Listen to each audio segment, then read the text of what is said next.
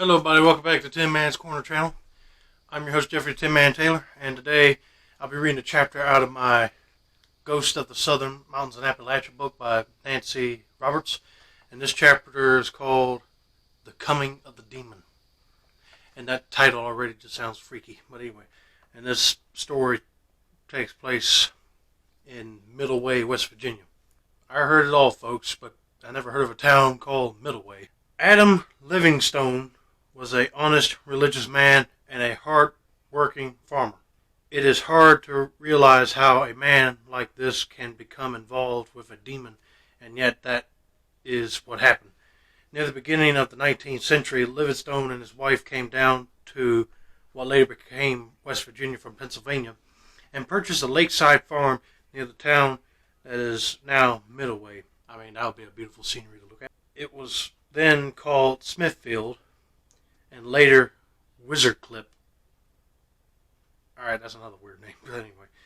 This last name came from the series of disasters that happened to the Livingstone family.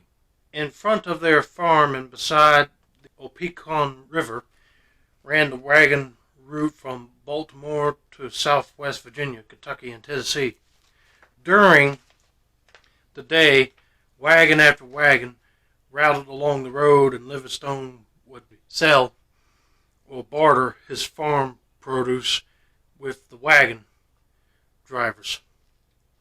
One bitterly cold November night, the event befell the Livingstones that was to lead to a terrifying series of happenings.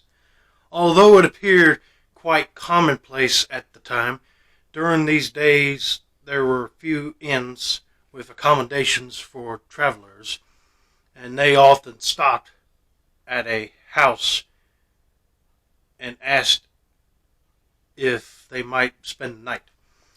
The Livingstones were in bed listening to the rain and wind outside when they heard a pounding on their front door. Adam went down to see who it could be.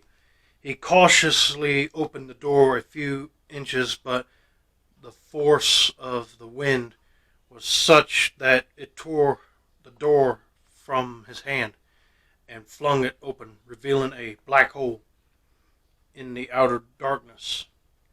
In the midst of it stood a tall stranger, his cloak billowing in the wind. "My wagon wheel is broken, and I am not able to have it repaired until morning," said the stranger.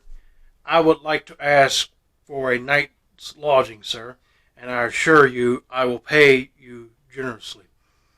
We have an extra room, and you are welcome to it," replied Livingstone. "My wife has gone to bed, or I would ask her to prepare food for you, but let me show you to your room." The stranger appeared grateful and followed him up the steep winding stairs to a room which was sparsely furnished, but had a comfortable feathered bed.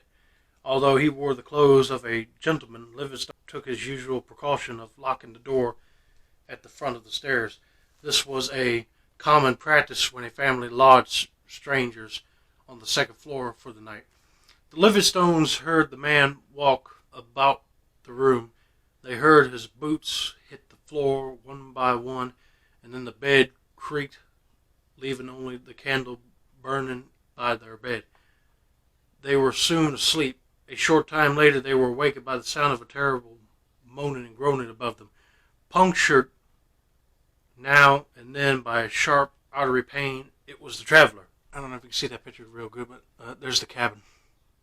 That does look nice. I wouldn't mind living there. If it's haunted, Anyway, taking the bedside candle, Livingstone unlocked the door to the stairs and went up to see what was the matter. He found his guest tossing in his bed and deathly ill. The man told him he did not expect to live to see daylight, and he asked if Livingstone would summon a Catholic priest to give him his last rites, admitting that he had neglected his religion and health, but now felt need of its consolation. Livingstone told him that there was no priest nearby, nor could he hope to find one closer than Maryland, but that he would ask his neighbors, the McSherrys and the Minghinnis, who were Catholic, and perhaps they could tell him of one. Mrs. Livingstone had come up and she listened to the conversation. She began to grow angry. Surely you are not going out on any such wild goose chase on a night like this. The best thing we could do is to go back to bed, and I'll wager this guest of ours will be as well as you or I by morning. But the Livingstones could not sleep the rest of the night, for there were the most pitiful cries and pleas coming from the room above. Finally, just before day came, all was quiet. About 8 o'clock, when they heard no sound, Livingstone went up. Their guest was dead.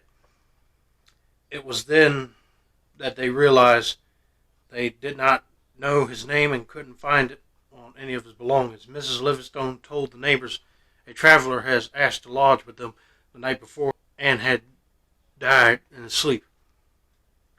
She did not mention his begging them to summon a priest. The funeral was a simple one, held late the following afternoon. After the Livingstones returned to their home, Adam built a fire and they sat down before it to warm themselves. Suddenly, the logs in the fireplace began to writhe and twist so violently that they erupted from the fireplace into a fiery dance around the room. Livingstone ran from one to the other, trying to catch them all and put them back, but as soon as he did, they would fly out again. When the dancing finally stopped, the Livingstones were too frightened to sleep. And here's a picture of the river that they're right next to. Tired as Livingstone was, he went down to the road with some of his produce the next morning and was surprised to hear a wagon driver cursing at him. The man's team of oxen had stopped in the middle of the road. "Take that rope down. What are you doing? Tying a rope across a public road." The angry man shouted. The exhausted and bewildered Livingstone could see no rope at all and thought the man must be drunk. The driver took out a large knife and began slashing the air with it. To his amazement, the knife met no resistance. Livingstone suggested that he drive on. He did, and the wagon went through. What a shame for a man to be drunk so early in the day, thought Livingstone. It was only a short time, however, before another wagon came clattering down the road with a load of pots and pans. And the same thing